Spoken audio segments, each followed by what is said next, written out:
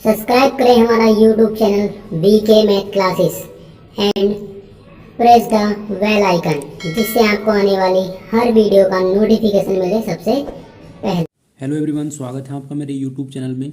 इस वीडियो में आपको बताऊंगा यूपी पुलिस 17 फरवरी का पेपर, जो 17 फरवरी के दिन को दूधतेवाली में हुआ है। इस वीडियो में आपको बताऊंगा कि इस पेपर के अंदर जो मैथ के प्रश्न थे उनके कौन कौन से आंसर थे। तो वीडियो में लास्ट तक बने रहें, वीडियो को बिल्कुल स्किप भी ना करें, क्योंकि मैं इस वीडियो में आपको क्वेश्चन के सहित उनका सॉल्यूशन भी दिखाऊंगा। पहले मैं आपको पेपर दिखा देता हूँ। ये पेपर आपको देख सकते हैं।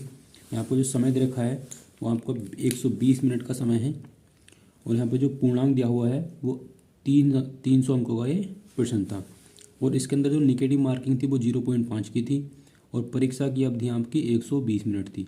कुल इसके अंदर 150 प्रश्न है, यानी कि एक क्वेश्चन आपका 2 नंबर का है, और निगेटिव मार्किंग में आपको 0.5 नंबर काट दिया जाएगा अगर आप गलत आंसर देते हैं तब। ये इस टाइप का पेपर था, लेकिन हम इस पेपर में फोकस करेंगे अपना मैथ के ऊपर। तो हम सबसे पहले मैथ खोल लेते हैं। यहाँ से आपका स्टार्ट है मैथ। यहाँ पर आप देख सकते हैं, इसमें मैथ में जो पहला क्वेश्चन था वो 61 नंबर पर आपका मैथ स्टार्ट था। यहाँ आपको दे रखा है सरलीकरण का क्वेश्चन है, सिंप्लीफिकेशन का, और हमें बताना था इस क्वेश्चन का जो आंसर है वो क्या है। तो इस क्वेश्चन को मैंने सोल्व किया है। तो इस क्वेश्चन को हम इस तरह से सोल्व कर सकते थे। लिखा हुआ 4/12 गुणा 3/2 भाग 4/8 -12 + 4। तो हम ये सोल्व किस तरह से करेंगे। अब जहाँ डिवाइड का निशान है वहाँ मल्टीप्लाई का निशान लगा लेंगे, और हम इस संख्या को पलट देंगे। 4 से हम इसे काट देंगे और 2 से हम इसे काट देंगे। यहाँ बचेगा आपका 4/12 गुणा में 3 -12 + 4। 4 से काटेंगे, 3 से काट देंगे 4 बार, और 4 से 4 कट जाएगा, तो यहाँ बचेगा आपका 1। तो 1 -12 + 4, तो कितना आएगा आपका -7। तो इस क्वेश्चन का जो ऑप्शन हो जाएगा वो आपका ऑप्शन नंबर डी बिल्कुल सही हो जाएगा, -7। नेक्स्ट क्वेश्चन आपको दिया हुआ था मूल्यांकन करें। इन सब की मल्टीप्लाई करनी थी, तो इन सब की जो मल्टीप्लाई करके आपका आंसर निकल कर आएगा वो आएगा 0.0144, यानी कि ऑप्शन नंबर डी बिल्कुल सही हो जाएगा। अब जो क्वेश्चन नंबर 63 है, ये थोड़ा मेरा भी डाउट में है। इसमें रखा है उन जोड़ियों की संख्या के बारे में जिनका HCF यानी कि जो मैस है वो 15 है, और LCM आपका क्या है 138।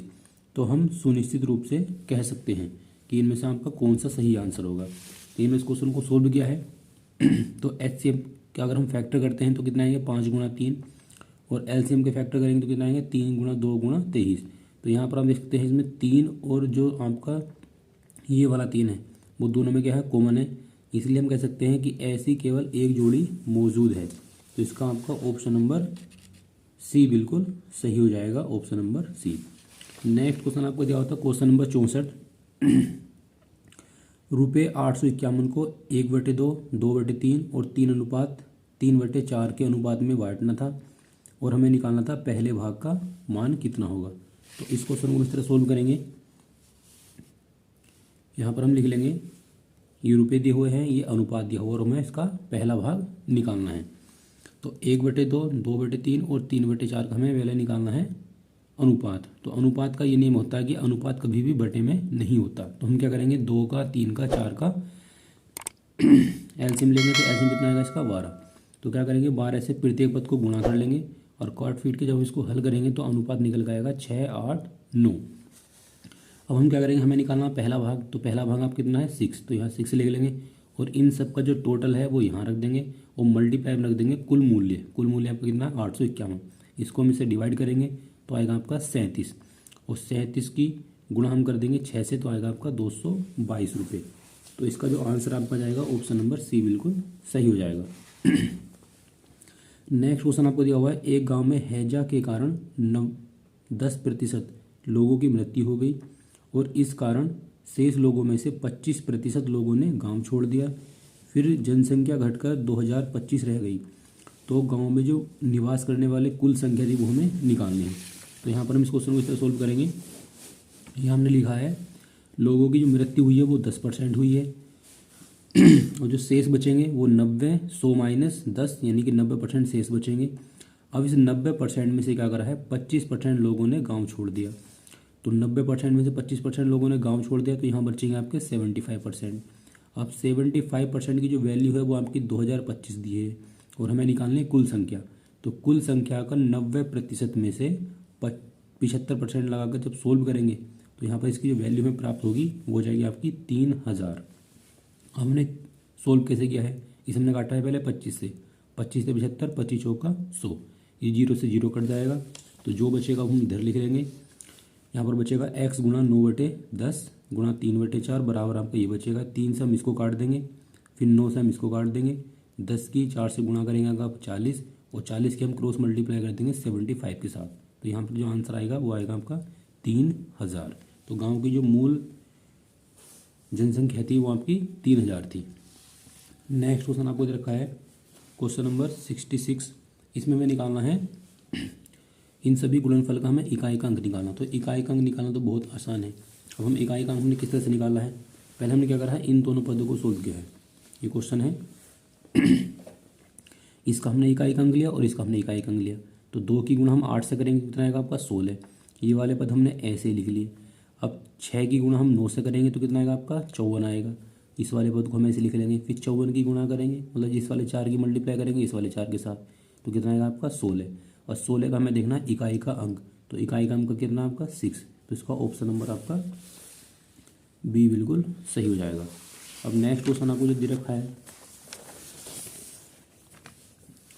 वो नेक्स्ट क्वेश्चन आपको दे रखा है एक राशि को 3 वर्ष के लिए एक निश्चित दर पर साधारण ब्याज पर रखा जाता है। इसे अगर हम 2% बढ़ा देते हैं तो हमें जो है 420 रुपये अधिक प्राप्त होंगे। तो वह राशि क्या है। तो इस क्वेश्चन को मैंने सोल्व किया है। इस सोल्व करने में थोड़ा सा लॉन्ग है लेकिन समझाना और करने में थोड़ा अंतर होता है। अब हम इस क्वेश्चन को किस तरह सोल्व करेंगे। समय आपका 3 वर्ष है, मूलधन हमने मान लिया कि x रुपये है। आप x मान के भी कर सकते हैं और बिना x के भी मान के कर सकते हैं। और हमने पहले निकाला SI यानी साधारण ब्याज। तो मूलधन गुणा दर गुणा समय बटे 100। तो ये आपका निकल जाएगा पहले साधारण ब्याज जब दर आपकी R है। अब क्वेश्चन में क्या रखा कि दर को हम 2% बढ़ा दें। जब हम दर को 2% बढ़ाएंगे तो आपका जो SI यानी कि साधारण ब्याज निकल कर आएगा वो आपका ये निकल कर आएगा। अब दोनों का जो अंतर है वो 420 है। तो दोनों को अंतर घटा के जब सोल्व करेंगे तो यहाँ से आपका जो मूलधन निकल कर आएगा वो आपका निकल कर आएगा 7000 रुपये। तो 7000 इसका सही आंसर हो जाएगा, यानी कि ऑप्शन नंबर सी बिल्कुल सही है। क्वेश्चन नंबर आपका 68 में दे रखा है PQR, ये 3 व्यक्ति हैं। उन्होंने क्या करा, प्रत्येक ने 20,000 रुपये का निवेश करके एक व्यवसाय शुरू किया। 5 महीने के बाद P ने 5,000 रुपये निकाल लिए, Q ने 4,000 रुपये निकाले, यानी कि 5 महीने के बाद की बात चली है। और R ने क्या करा, 5 महीने बाद 6,000 रुपये का और निवेश कर दिया। वर्ष के अंत में कुल लाभ आपको इतना प्राप्त हुआ, तो हमें P का हिस्सा निकालना था। यहाँ आपका पार्टनरशिप का क्वेश्चन आया हुआ है, तो इसको हम किस तरह सोल्व करेंगे। यहाँ पर आप देख सकते हैं ये P की वैल्यू है Q की और R की। P ने क्या किया है, शुरू के 5 महीने 20,000 रुपये लगाए हैं और 5 महीने होने के बाद उसने क्या करा है, आपके 5,000 रुपये निकाल लेंगे। जब 5,000 रुपये निकाल लिए उसने तो यहाँ बचेंगे आपके 15,000। तो 15,000 जो रुपये लगाएगा वो लगाएगा आपका 7 महीने तक, क्योंकि 5 महीने ये और 7 महीने एक हो जाएगा आपका 12 महीने। इसी तरह से हमने Q ने क्या है, शुरू के 5 महीने तो 20,000 रुपये लगाए हैं, लेकिन लास्ट के आपको जो 7 महीने बचे हैं उन्हें 4,000 रुपये जब निकाले तो यहाँ बचेंगे आपके 16,000 रुपये। इसी प्रकार से R ने 5,000 रुपये लगाए हैं, 20,000 रुपये लगाए हैं 5 महीने तक, और 5 महीने के बाद जो आपके 7 महीने बचेंगे लास्ट के, उनमें ने 6,000 रुपये का और निवेश किया है, तो कुल हो जाएंगे आपके 26,000 रुपये। इसके हम इससे मल्टीप्लाई कर लेंगे, इसके हम इससे मल्टीप्लाई कर लेंगे। इसी प्रकार से इन दोनों की गुणा करके यहाँ लिख लेंगे, फिर इनको सबको ऐड कर लेंगे। तो ऐड करने पर आपको जो वैल्यू प्राप्त होगी वो ये आ जाएगी। ये 3 जीरो से 3 जीरो आपस में कैंसिल हो जाएंगे, तो यहाँ बचेगा आपका 205 अनुपात 212 अनुपात 282। हमें निकालना है P का हिस्सा। तो P का हिस्सा हमको कितना है 205। तो 205 बटे इन सब का टोटल हम बटे में रख देंगे 699। अब इससे ये वाला पद पूरा कैंसिल हो जाएगा, तो यहाँ बचेगा आपका 50 और 50 की हम गुणा कर देंगे 205 के साथ। तो इसका जो P का हिस्सा निकल कर आएगा वो आएगा आपका 10,250 रुपये। अगर हमें निकालना होता Q का हिस्सा तो हम Q का मान ऊपर रखते वो मल्टीप्लाई में ऐसे कर देते। अगर हम निकालेंगे R का हिस्सा तो 282 ऊपर रखते मल्टीप्लाई में रख देते। तो इस तरह से आप इस क्वेश्चन को सोल्व किया हुआ। तो इसका जो सही आंसर हो जाएगा वो जाएगा आपका option number C 10,250। Question number आपका 69 है। 11 परिणामों का जो औसत है वो 50 है, पहले 6 का औसत आपका 51 है और अंतिम 6 का औसत आपका 59 है। तो आपका छठा परिणाम निकालना था। तो इस क्वेश्चन को किस तरह सोल्व करेंगे, इस क्वेश्चन को मैंने सोल्व किया है इस तरह से। 11 संख्याओं का जो परिणाम है वो आपका 50 है, तो इनका जो योगफल आएगा वो आएगा आपका 550। 6 का जो है वो कितना है आपका 51 है, तो 6 की गुणा हम कर देंगे 51 से, तो इनका योगफल आ जाएगा 306। फिर इस 6 की गुणा हम इस वाले से कर देंगे, क्योंकि 6 लास्ट की जो 6 संख्या है उनका जो औसत है वो आपको 59 दिया है, तो इनका जो योगफल आएगा वही आ जाएगा। हम ये 6 संख्या ये हैं, 6 संख्याएँ हो जाएंगी टोटल 12 संख्या। तो 12 संख्याओं का जो योग है वो आपको निकल कर आएगा 660। तो 12 संख्याओं के योग में से हम क्या घटा देंगे, 11 संख्याओं का योग घटा देंगे। तो ये जो आपका निकल कर आएगा वो निकल गया आपका छठा परिणाम या छठी संख्या आपकी क्या थी। तो इसका आंसर आपका हो जाएगा 110। नेक्स्ट क्वेश्चन आपका क्वेश्चन नंबर 70। इसमें दिया हुआ है दीप्तेश और तुषार अलग अलग किसी काम को करते हैं और करते हुए एक कार्य को क्रम से है 9 दिन में, यानी कि दीप्तेश जो है वो आपको 9 दिन में करता है और तुषार आपका 12 दिन में पूरा कर सकता है। दीप्तेश से प्रारंभ करके, यानी कि जो शुरू में काम करेगा वो करेगा दीप्तेश। तो दीप्तेश से प्रारंभ करके यदि वे बारी बारी से एक एक दिन कार्य करते हैं तो कार्य को करने में कितना समय लगेगा। तो इस क्वेश्चन को सोल्व करेंगे। यहाँ पर हम लिख लेंगे दीप्तेश ने 9 दिन में काम पूरा किया, तुषार ने 12 दिन में। इन दोनों को हम एलसीएम में ले लेंगे, तो एलसीएम आएगा आपका 36। तो जो 36 है वो क्या आपका कुल काम है। अब दीप्तेश 9 की गुणा 4 से करेंगे तो आएगा 36, 12 के पढ़े में 3 बार गुणा करेंगे तो आएगा आपका 36। यानी कि दीप्तेश जो है वो 4 काम करता है और तुषार 3 काम करता है एक बार में। तो एक बार ये काम करेगा, एक बार ये काम करेगा, तो 2 बार हो जाएंगे। तो 2 बार का मतलब ये है कि एक दिन इसने काम किया और एक दिन इसने काम किया, तो कुल हो जाएंगे आपके 2 दिन, यानी कि 2 बार में 2 दिन। तो 2 दिन जब वे काम कर देंगे तो काम कितना हो जाएगा आपका 7 हो जाएगा। अब हम इस 7 की ऐसी संख्या से गुणा करेंगे कि उसका मान इस 36 के नज़दीक हो। तो हमने क्या करा, इधर भी 5 से गुणा करी, इधर भी 5 से गुणा करी, क्योंकि 5 सत्ते हो जाएगा 35 और यहाँ जाएगा आपका 2 पंजे 10, यानी कि 10 बार मतलब कि 10 दिन। 10 दिन में वो आपका कर देगा 35 काम कितना आपका 36। जब 35 काम हो जाएगा और आपका टोटल काम कितना 36, तो बचेगा आपका एक काम। तो 10 दिन तो देखो पूरे लगेंगे।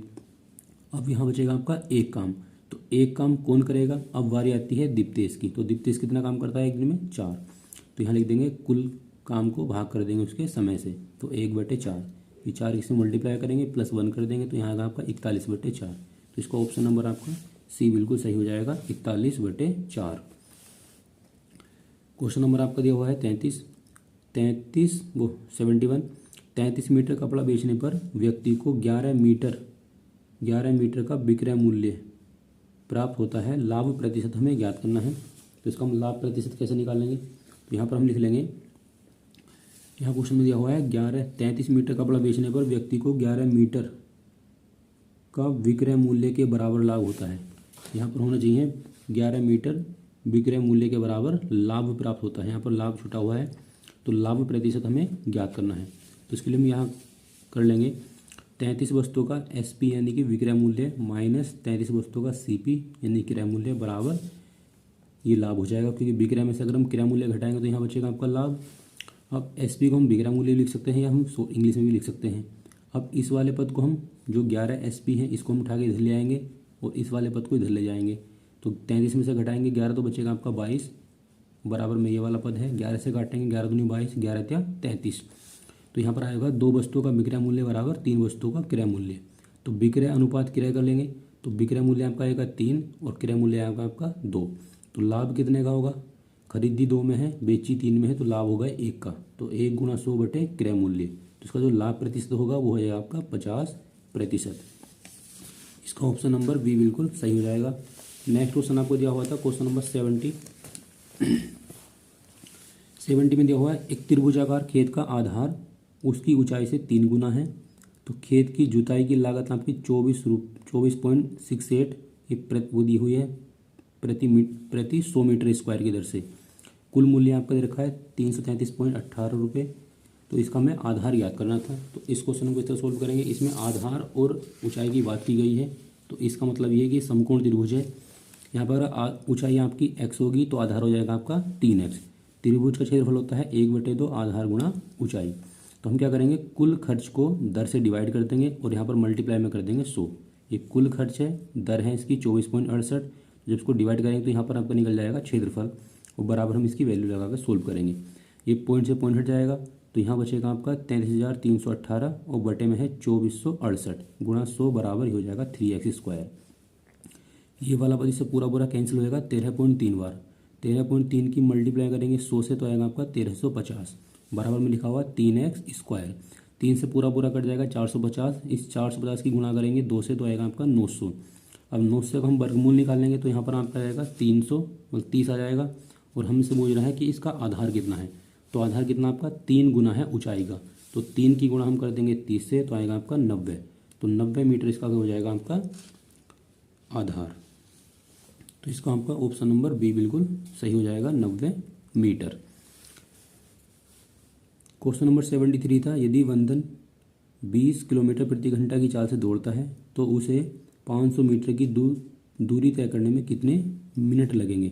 हमें जो वैल्यू निकालनी है वो मिनट में निकालनी है। तो इसको हम किस तरह सोल्व करेंगे, इसमें जो चाल दी हुई है वो दी हुई है 20 किलोमीटर प्रति घंटा। तो 20 गुणा 1 किलोमीटर में 1000 मीटर और 1 घंटे में मिनट होती है 60। तो 20 से काट देंगे 3 बार, तो जो समय निकल कर चाल निकल कर आएगी वो आएगी आपकी 1000/3 मीटर प्रति मिनट। अब दूरी आपको दी हुई है 500 मीटर। अब हमें निकालना समय, समय बराबर होता है दूरी बटे चाल। इसको सोल्व करेंगे तो यहाँ पर इसको जो मान प्राप्त होगा वो 3/2 और 3/2 का मतलब है 1.5 मिनट। तो इसका ऑप्शन नंबर आपका बी बिल्कुल सही हो जाएगा। क्वेश्चन नंबर 74 में आपको ये एपी दी हुई थी, समांतर श्रेणी 14, 10, 6, 2, उसका मैं निकालना था 14वां पद क्या होगा। तो इसको हम किस तरह सोल्व करेंगे, इसको मैंने एपी वाले फॉर्मूले से सोल्व किया है। तो एपी का जो फॉर्मूला होता है, पहले हम निकालते हैं जो श्रेणी का पहला पद है वो ए का मान कहलाता है। दूसरे में से अगर हम पहला पद माइनस कर देंगे तो यहाँ से आपकी डी की वैल्यू निकल जाती है, सर्वांतर बोलते हैं इसे। और 14वां पद यानी कि एन का मान हमें दे रखा है 14 और हमें निकालना है ए 14 का मान या ए एन की वैल्यू निकालनी है। ये इसका फॉर्मूला है। ए की जगह ए की वैल्यू लगा देंगे और एन की जगह एन का मान लगा देंगे, डी की जगह डी की वैल्यू लगा देंगे। 13 में से 13 की गुणा 4 तो 13 चौका 52 हो जाएगा। 52 में से घटाएंगे 14 तो यहाँ बचेगा आपका -38। तो इसका आपका ऑप्शन नंबर 74 का -38 बिल्कुल सही हो जाएगा, ऑप्शन नंबर सी। नीचे आपको रेखा चित्र से कुछ क्वेश्चन दे रखे थे, मैंने क्वेश्चन में डायरेक्ट ही आपको बता देता हूँ। इसका ग्राफ दे रखा है रेखा चित्र। क्वेश्चन में कहा गया कि 75 से 79 तक जो आपको इसी रेखा चित्र की हेल्प से करने हैं।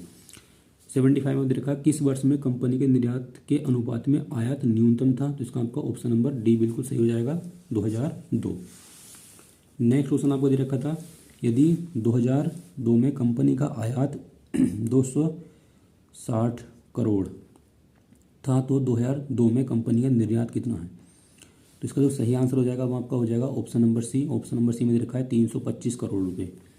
अगला क्वेश्चन आपको दिया हुआ है 2003 से 2004 तक आयात में कितने प्रतिशत की वृद्धि हुई। तो इस क्वेश्चन में जो है, इस क्वेश्चन को सोल्व करने के लिए डाटा जो है अपर्याप्त है, तो इसका ऑप्शन नंबर 1 बिल्कुल सही हो जाएगा। नेक्स्ट क्वेश्चन आपको दे रखा है 78, 2004 में आयात 240 करोड़ का था। वर्ष 2004 से 2005 में मिलाकर कुल निर्यात 5,500 करोड़ था। तो 2005 में आयात कितना था। तो इसका जो सही आंसर हो जाएगा वो हो जाएगा आपका option number D, 200 crore. Next question आपको दिया हुआ है 79, दिए गए वर्षों में कितने वर्षों में निर्यात आयात से अधिक था। तो इसका जो आपका आंसर हो जाएगा वो हो जाएगा आपका ऑप्शन नंबर ए। तो आपके क्वेश्चन नंबर 61 से और क्वेश्चन नंबर 79 तक मैथ था, जो मैंने आपको क्वेश्चन सोल्व करके दिखाई है। और आगे का जो पेपर था वो आपको दिखा सकता हूँ कि जो पेपर आपका वो किस टाइप से आया हुआ था। यहाँ से आपके जो क्वेश्चन है वो रीजनिंग के हैं। रीजनिंग में आपको अगली वीडियो में करा दूंगा। ये रीजनिंग के क्वेश्चन आए हुए थे और 18 फरवरी को जो एग्ज़ाम होने वाला है उसके लिए भी ये क्वेश्चन बहुत ही इंपॉर्टेंट है। हो सकता है इनसे भी कोई क्वेश्चन आ जाए एग्ज़ाम में।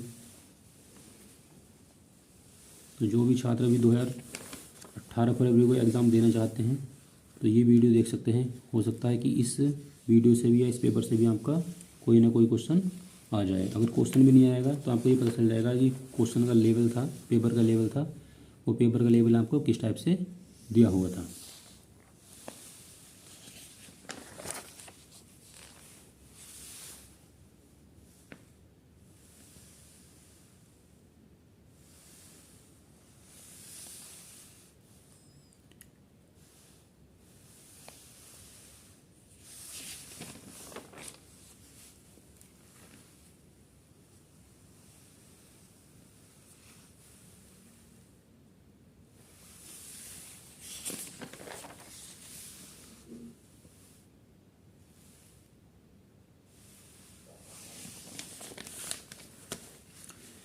तो आई होप कि आपको वीडियो अच्छी लगी होगी। वीडियो अच्छी लगी तो वीडियो को लाइक करें, शेयर करें और मेरे चैनल को सब्सक्राइब करें।